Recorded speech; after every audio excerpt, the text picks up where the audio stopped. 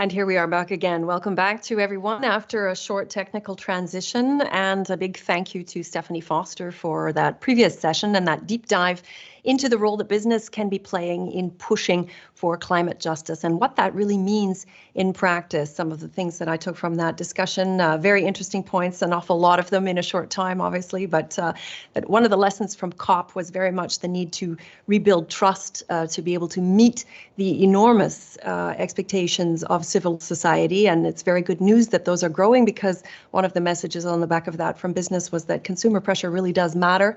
So to definitely get more demanding as a consumer on all fronts in all sectors to drive climate action. A short reminder to all of our audience out there that our hashtag is Women for Climate Action on this particular day one of the Women's Forum Global Meeting. And our final session, there's been a bit of a change, just to warn everyone to stick around after this next session, because we have included a new session that's called The Work Starts Now. It'll be a reflection on what happened at COP, so we'd like you to stick around for that. We've got some great speakers lined up. Well, to continue with our next session, a stakeholder approach for business considers the environment to be a major player in any given ecosystem. And a healthy natural environment is, of course, the basis for any community to thrive, which is why nature-based solutions are really crucial to addressing climate change. Thanks to their traditional roles, in many cases, women are often the keepers of generations' worth of biodiversity knowledge. And so our next discussion will be looking at how agriculture and industry can draw on women's leadership to protect that biodiversity and deploy more nature-based solutions. Niepold is the founder and president of the Mara Partners. That's a mediation, research and training organization that focuses on issues of diversity and inclusion and agency to solve complex governance, social and environmental issues. And she holds multiple degrees in international affairs and a certificate in international human rights law.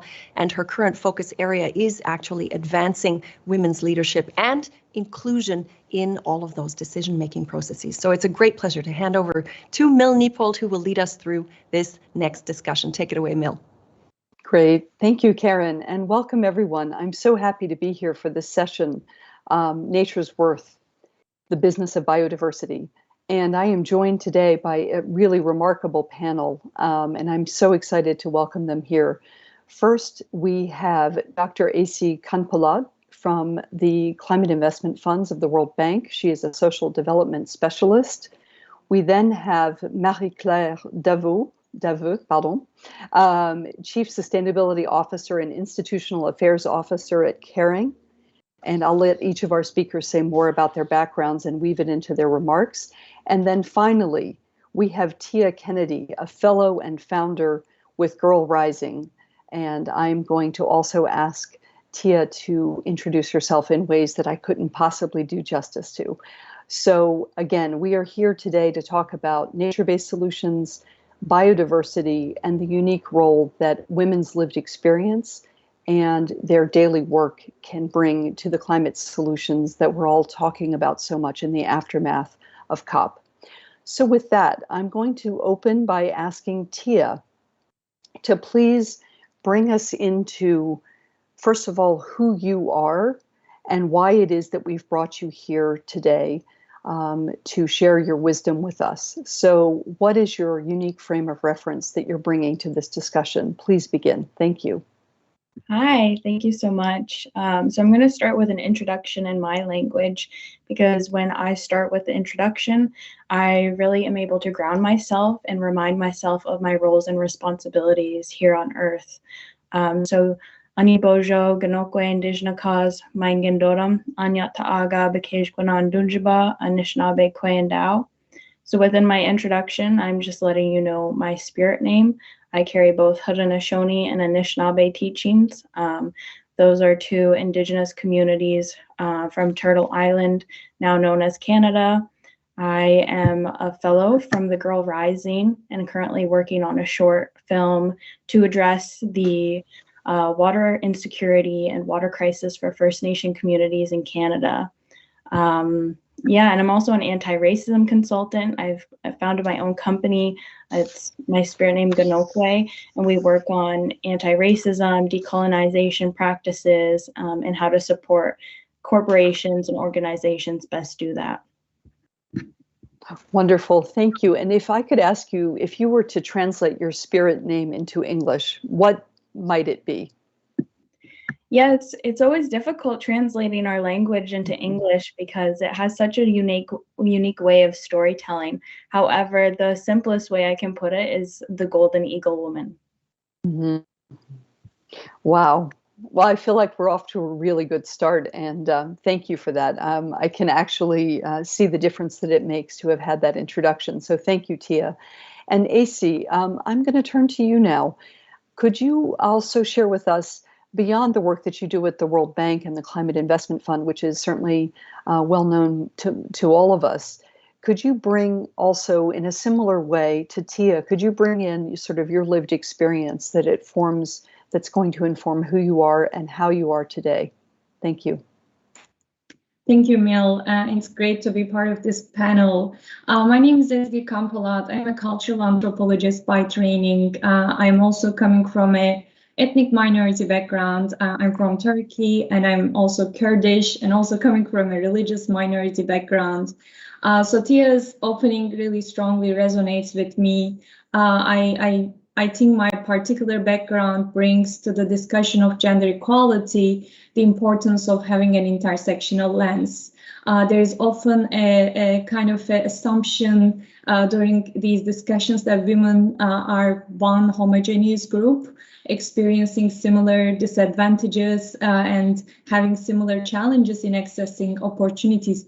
But we know that different groups of women face particular disadvantages due to their overlapping identities, be it Indigenous women, ethnic minority women. So I'm really, really happy to be part of this panel, which is putting the focus on intersectionality in this discussion.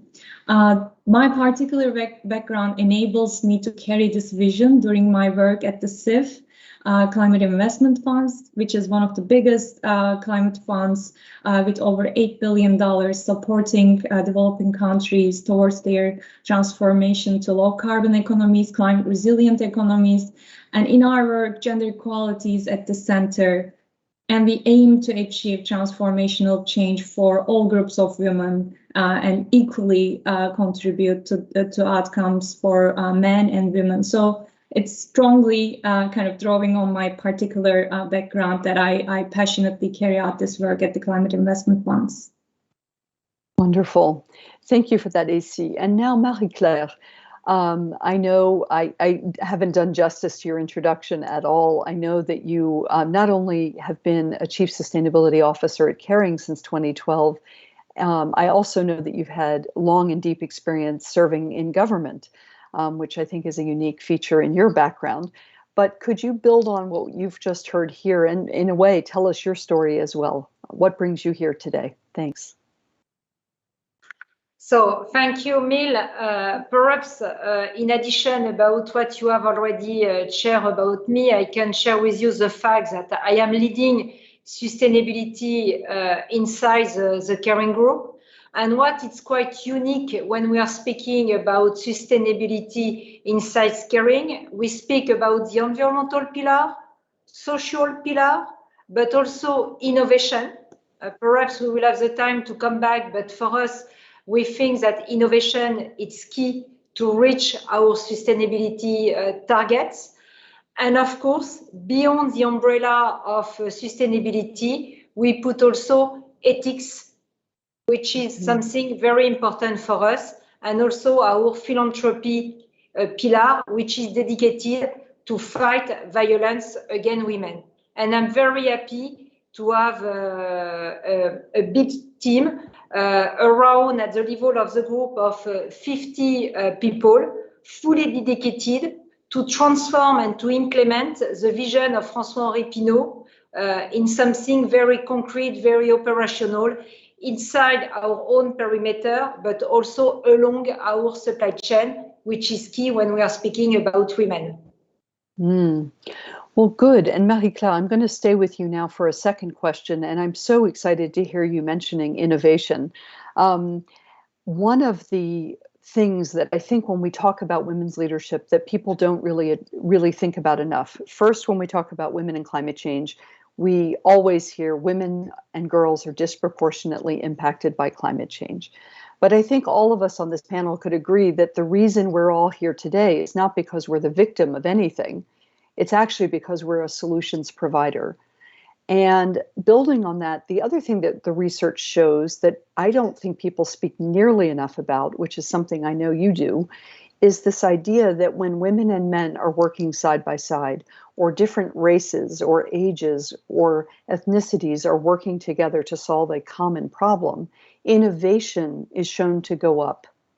And so, given your deep experience at Kering, could you say more about the way you've constructed the team around you, the people around you, the collaborations of the company that actually are generating more and more innovation? I'd love for you to go deeper on that innovation topic. Thanks. Of course, Mil. I think when we are speaking about our most important issue of our century, you mentioned climate change. I would like to say loss of biodiversity and also resource scarcity. And I'm totally convinced that if we want to change the paradigm, we need to put all the people together. So it means public sector and private sector. It means men and women, the oldest generations, but also the youngest generation. And something that it's key for me when you are in a global company like Kering, it's really also to engage our consumers all over the world, and not only in Western countries, but also all over the world. And to answer your point about innovation, to give you a concrete example, for us, we are working today with nearly 120 startups at the level of the group. So it's about how can I find new raw materials, how can I do laser in lab, how can I use microorganisms to do dyeing, but also about upcycling, recycling. And last week, I was working with our jury to define the winners of what we call our Kering Generation Award in China mainland. So really to identify the best startups where we can find innovations that will be good for our sector and of course for our company. But we think that cross-fertilization is key. So it's something also that we want to open source also for other sectors and other companies. So for us, innovation, it's really in the DNA of our company. No, I hear that and I can see that. And I want to take that theme now over to you, AC. I think, when people think about the World Bank, honor me and humor me, but I don't think innovation maybe is the first word that they're going to think of. But there is a lot happening for you as well. And Climate Investments Fund, the CIF, as we all call it, has in fact done such deep and interesting intersectional work at the intersection of climate and gender. And when you hear this idea to be innovative and to create solutions, what is a message that you'd like this particular audience to hear about what you all are learning? Thank you, Mel. At Climate Investment Funds, as you mentioned, we really want to shift the conversation from women being vulnerable or disproportionately affected by climate change to tapping into this enormous potential of women and engaging with women as agents of climate action.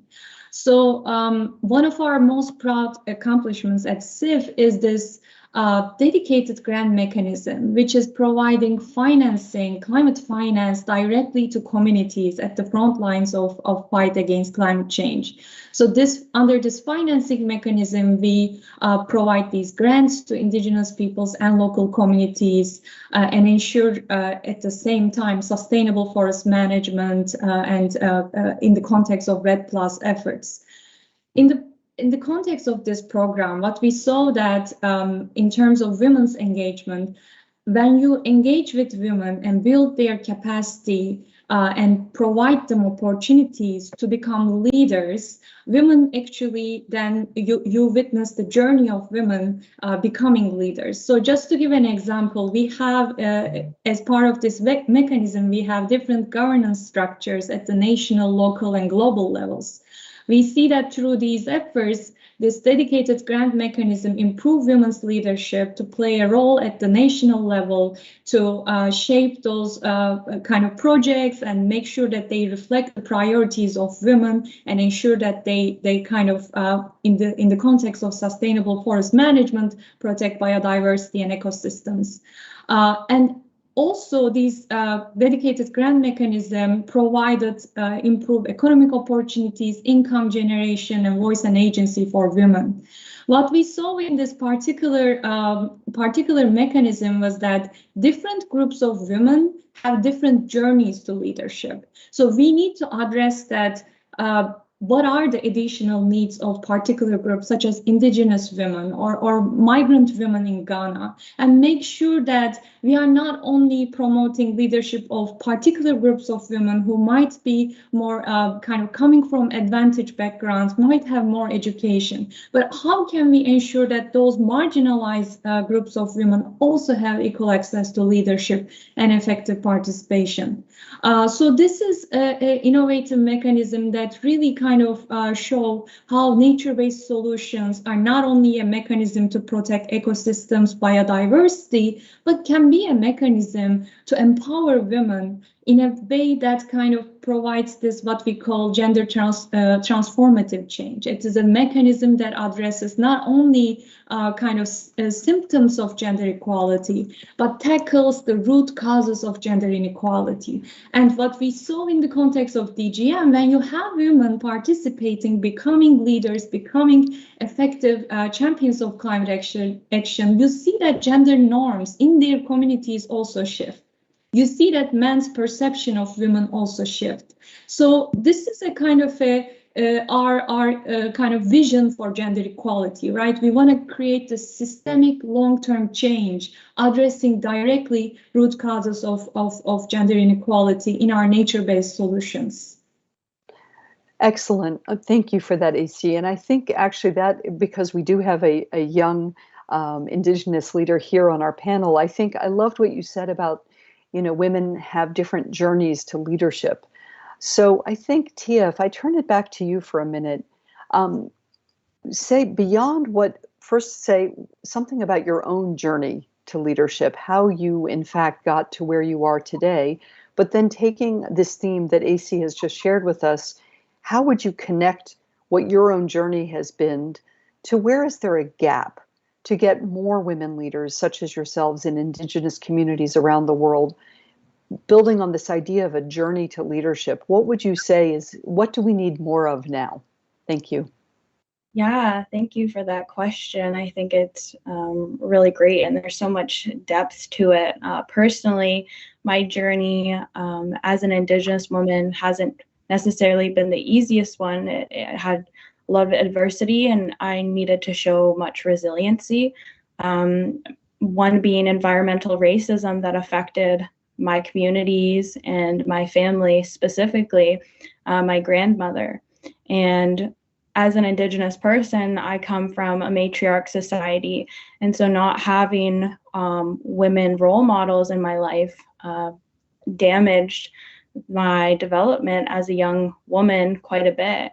My grandmother died within her early 30s from environmental dumping that was going on nearby our communities. There's what's called Chemical Valley. It's located near Sarnia, Ontario, here in Canada. And there's over 62 large chemical plants, refineries that surround this 25-kilometer radius. And so all of that is being dumped into our water systems, and it's really creating this gap and inequality for women's leadership because it's directly damaging our women and directly killing our women off. But I think it's also important when we talk about these nature-based solutions, we really need to center them around traditional ecological knowledge at the core of these nature-based solutions, and really reframing it into perspectives of Indigenous rights. And what we're hearing today from these big companies around nature-based solutions, we need it in cooptation of traditional knowledge. Because if we continue using these business models, they're just going to perpetuate harmful tactics that have been used in land grabs and displacing Indigenous communities to really carry on business as usual for a long time.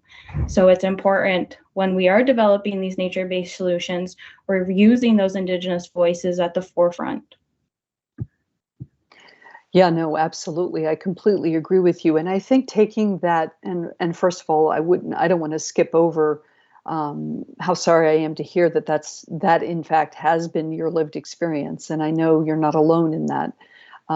So first, to honor that, and I know AC and others, you've all had journeys that are fraught with this type of difficulty and tragedy, really. But I think we all know that this is also shaping who we are and the work that we do in the world right now. And I think, Marie-Claire, if I could ask you to start with what Tia said about this idea of, I wanted to drill into this idea of co-optation. You at Kering and you personally have been so eloquent on this idea of the importance of biodiversity. And tell us how you navigate that fine line between just sort of the co-optation of Indigenous knowledge and sort of, thank you very much, we now have what we need to go and do what we do every day the same way we did it before, when in fact you're doing something quite different and very much more futuristic. So how is Kering really taking up the charge of biodiversity in ways that are respectful of other populations? Thank you, Millie. It's quite a complex question. I don't know if we have the answer, but we try to do our best to combine the different dimensions that you mentioned. I think what is the most important for me, we have a clear vision about biodiversity, because in our industry, we know how much nature, ecosystem, biodiversity are key. Most of our raw materials from silk, leather, cotton are coming from nature. So we are very conscious that we have a specific responsibility. So that's why last year in 2020, we defined our strategy for biodiversity, and we created a dedicated fund called Regenerative Agriculture for Nature. This year, we were able to identify nearly 1 million hectares all over the world that we will transform from a conventional agriculture to a regenerative agriculture. And of course, I think to jump on what Tia said, it's a good example. We won't do that alone. Of course, we will have experts, scientific from NGOs side.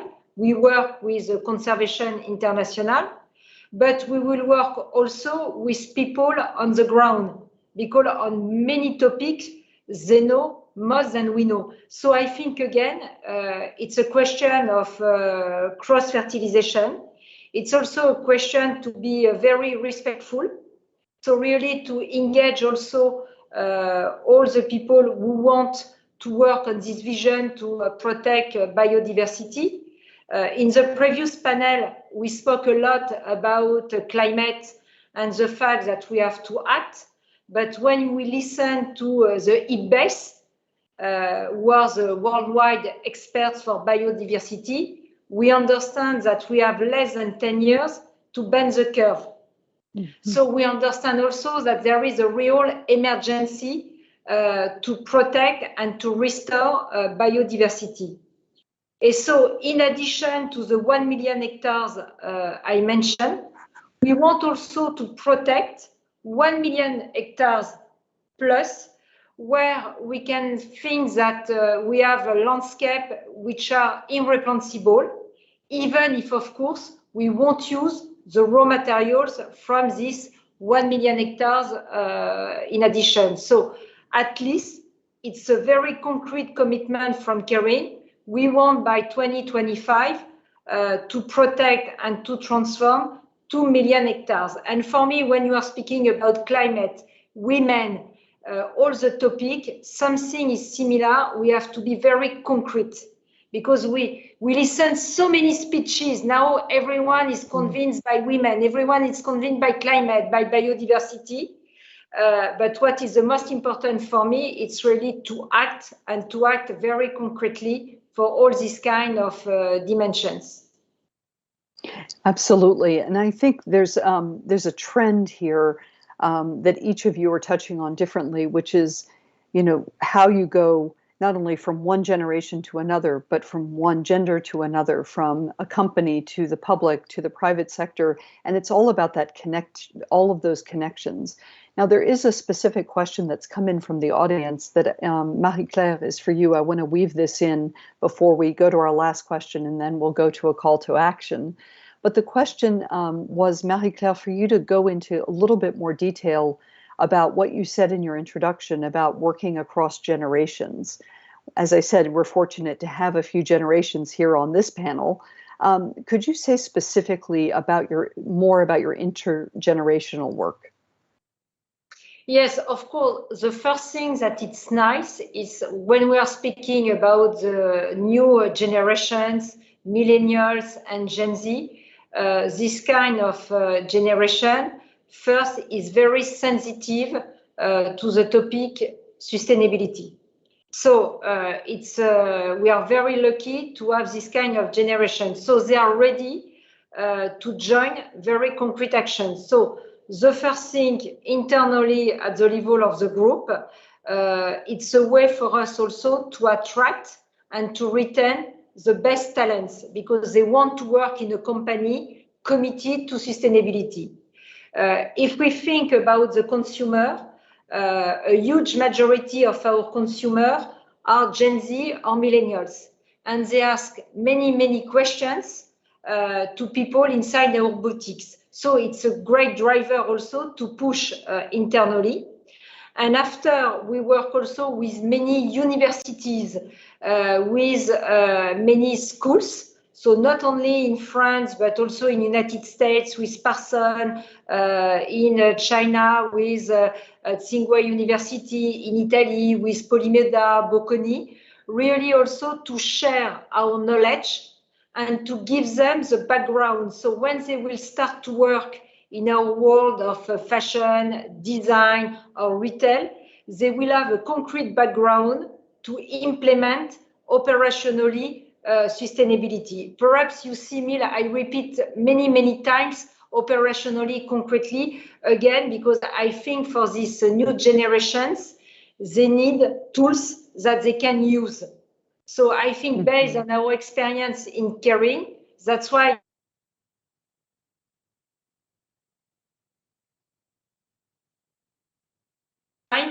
to see what they have to do, but they can really plug our solutions, of course, if they are convinced by what we are doing. And same thing with the NGOs. I think we have to be challenged by NGOs. And when I see the new generations inside the NGOs, they are quite challenging. And I think for big companies like us, it's very important also to have their point of view, and not only to be only between us, but to have their feedbacks. Again, we are not perfect. We try to do our best, please. No, absolutely. None of us are perfect, and we're all trying to do our best. But actually, I really appreciated what you said about the concrete and the operational, because I think we can all agree that after COP, we've all talked more than enough about what the world needs now, and the idea, and what the problem is, and what the science is. I think where we are now, though, is what it will take to actually act. And one of the themes that you've all mentioned in different ways is this idea of collaboration. So typically at a typical women's forum meeting, there will be a large majority of corporations in the audience. You may have some government individuals and you may have some NGOs. But for the sake of sticking with corporations, which is the very title of this event, is the business of biodiversity. I think, Ezgi, when I think of you, and you mentioned the direct grant mechanism, and you mentioned it goes to indigenous groups on the ground, and you have Tia here who represents an indigenous group. Just to play this out, if you look into the future of the direct grant mechanism, what is it that Tia needs to know to ensure, for example, as she and her peers are trying to clean up Chemical Valley, is there a role for the direct grant mechanism? I want to connect dots on my screen anyway, across you all. So can you speak to the idea of what it would take from your side to get more help into the hands of activists and indigenous leaders like Tia? Thank you, Mel. And yeah, I think there's a variety, and I think it's great that we are connecting these dots. Just want to go back to the corporations and what they can do in this space. There has been a lot of discussion on gender smart climate investing, and the awareness is really increasing in that space. And we see concrete criteria for ensuring that climate investments are gender smart. For instance, we see the importance of having baselines in terms of gender targets, carrying out putting up a gender strategy, and then monitoring those impacts. So there are a lot of developments that corporations can take into account and see how they can implement in their own organizations to follow these principles. Because each one of us, each of this diverse group, have a part to play to ensure that we not only deliver transformative action for low carbon development, but also for gender equality and wider social inclusion. In terms of the communities and how dedicated grant mechanism and further grant mechanisms can ensure that communities play an active role. I think one of the important part here is the ability to have access information and education.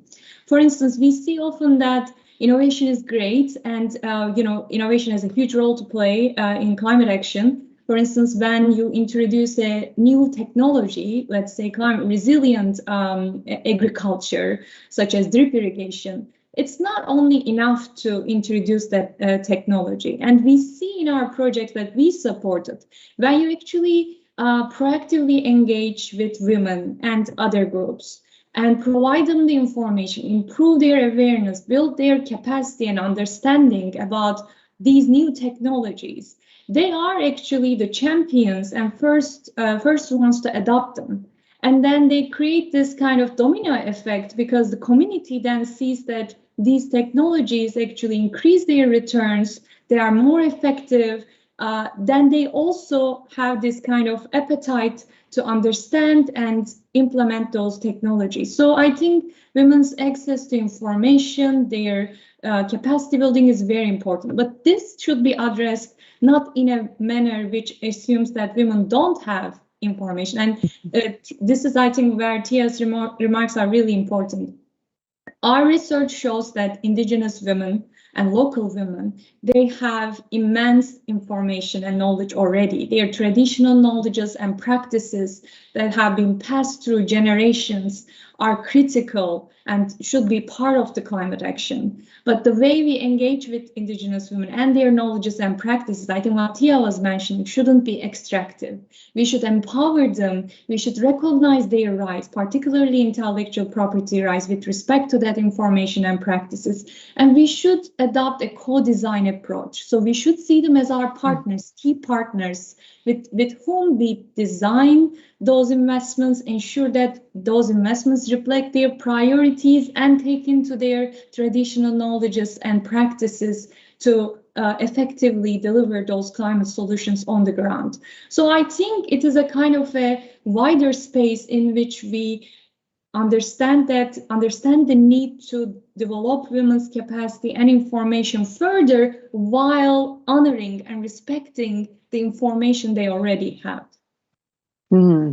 So that's perfect. That's a great way to begin the call to action process. So I want all three of you, I know you've had some time over the past few days to think about this, but Ezgi, I wanted to build on what you said about co-designing, which also ties into what Marie-Claire was saying about public-private partnerships and collaboration generally. If you think about all the people who've joined this session as allies, they might be an ally today, they might be an ally down the road. They could be quite young and not yet an ally or not even know that they're an ally. But let's stand in that the people listening to this session and watching are allies, waiting in the wings. So also to Marie-Claire's point about being concrete and operational, I would like your calls to action to be very concrete and operational and drawing on this idea of co-designing. So the world out there is our oyster. To anyone listening, we're going to put a call to action to you that is going to be about action and moving well beyond words. So with all of that context in mind, Ezgi, I'm going to stick with you for a minute.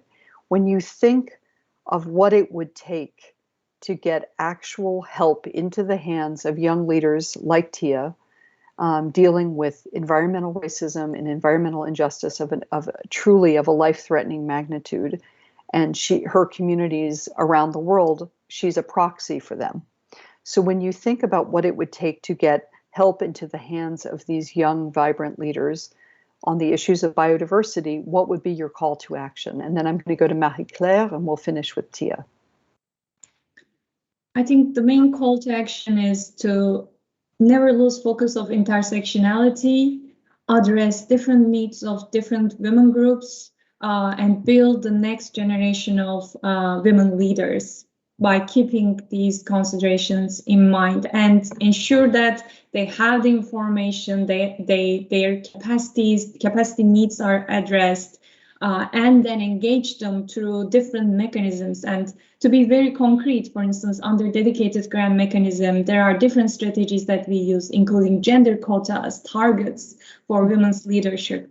And while there are a lot of discussions on the effectiveness of these mechanisms, they are important tools to ensure that women have a seat at the table. And then we need to ensure that it's not the same women who keep having the same seat on the same table, but we need to ensure that we have these different groups of women, diverse groups of women who have the seat at the table. They have their journeys, they reach that point in their journeys where they have the confidence to believe in themselves and make sure that they can speak up and influence those decisions that are being made, which has critical importance on the lives of their communities. Because it's not really easy to speak up, right, when you have a governance mechanism that is dominated by men. So let's put all these mechanisms in place, and we can do that in our investments. We have the tools, there are examples we can draw, there are criteria, principles we can adopt. So I think let's now carry that message concretely on the ground in our investments. And that's our intention at the Climate Investment Funds. Great. And I know, building on that your website and all of you are very good resources. And there is a lot for anyone who's listening to this session. There are resources available there as well. Marie-Claire, I turn it over to you. And I know you also have a lot of resources, and you've been very, very outspoken in the media, and there's a lot about caring that we can all learn from. What would your call to action be, please? So, Mil, to come back to the title of this session, for biodiversity, my call to action will be one sentence. It's time to accelerate. It's time to scale up the solutions. And perhaps a personal comment to Tia. Of course, as one of the most advanced companies in this field, it's our responsibility, and we are ready also to support NGOs, indigenous people on the ground, really to share what we are doing and to give them also visibility. Mm-hmm. Thank you for that. That's excellent. And with that, I will now turn it over to Tia. I'm giving you the last word on this one. What is your call to action for all of us, please? I think my call to action would be supporting and investing in girls' education and climate change. For women, there is no separation between production and reproduction, land and life, and resistance and survival, essentially. And because of this, women are taking on roles to struggle and defend their own territory and fighting gendered oppression for their own liberation that's not separate. But it's always interconnected. And I think we each are interconnected and intertwined, and that's where we can create innovation. So like things through my Girl Rising Fellowship, I'm able to bring stories of hurt and struggle to life to show resiliency and empower myself and my people. So I think there's so many opportunities where we can really create meaningful collaborations and relationships with each other to accelerate the need to address climate change. Excellent. Well, I think, Tia, with that, I must thank you, because I definitely feel like your spirit has animated this entire panel, and I hope that it ripples out and animates the entire Women's Forum that's unrolling this week. And I would just say, in my own personal capacity as a researcher, and a member of the Climate Action Daring Circle now for several years, this point that Tia made about the value and importance of girls' education cannot be stressed enough.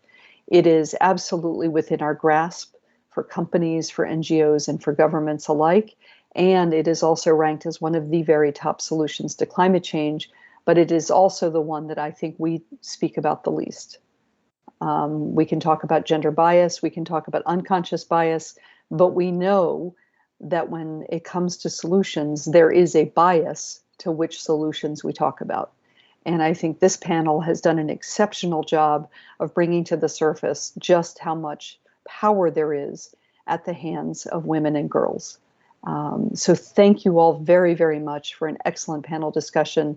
And to all of you listening, I hope that you're out there and that you're going to pick up the phone, if people do that anymore, and reach out to all of these women and make sure you get the help you need to continue this journey collaboratively. So thank you all, and have a great rest of the Women's Forum.